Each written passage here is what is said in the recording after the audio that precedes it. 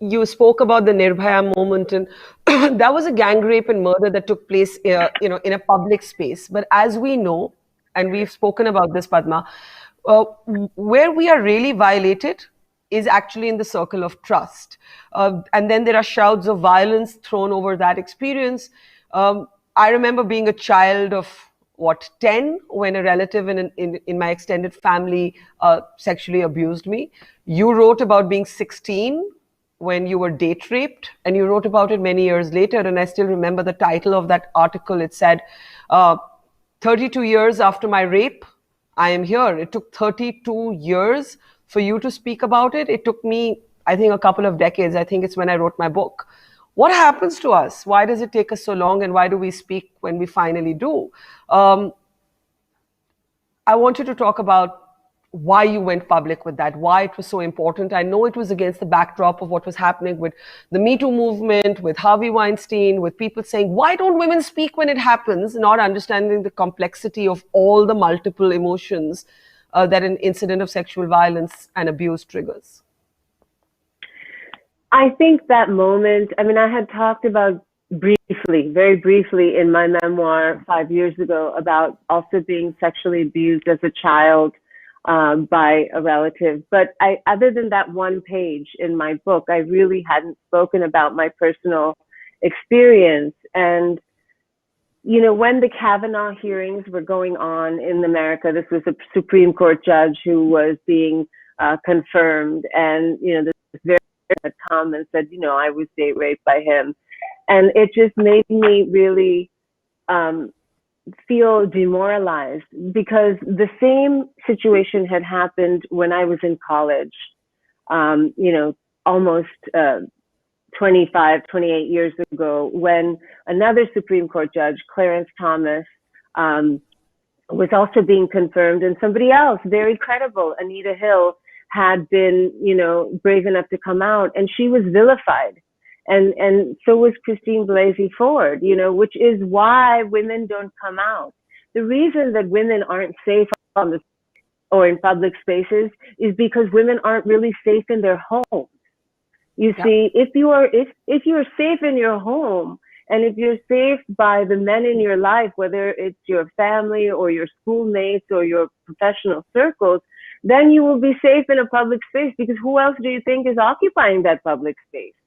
So there's no incentive except rage and incredible courage for anybody of sexual assault or abuse to come out, because you're the one put under the microscope, because the patriarchy is designed to protect the power structure.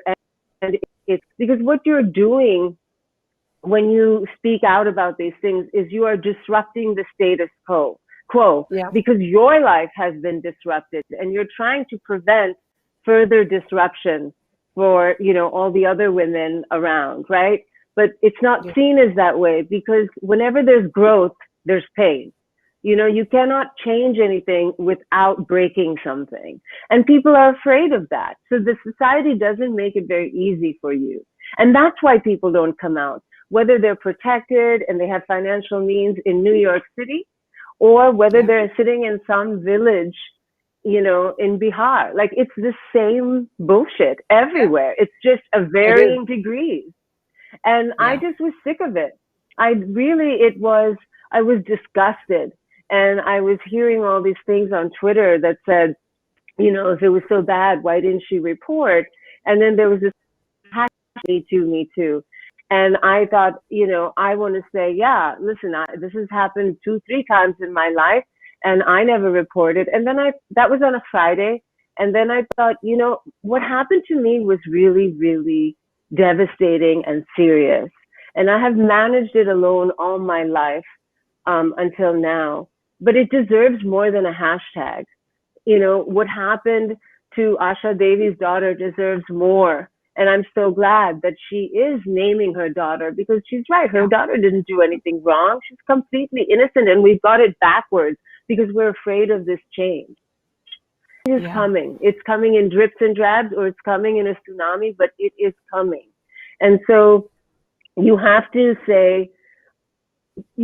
find some kind of power in the pain that you've gone through. And uh, the only way, not to justify it, but anything positive out of what had happened to me is to say, listen, I'm here as proof that this stuff, this horrific stuff, happens to all of us, regardless of economic class, education, religion, ethnicity, whether you're married, it happens.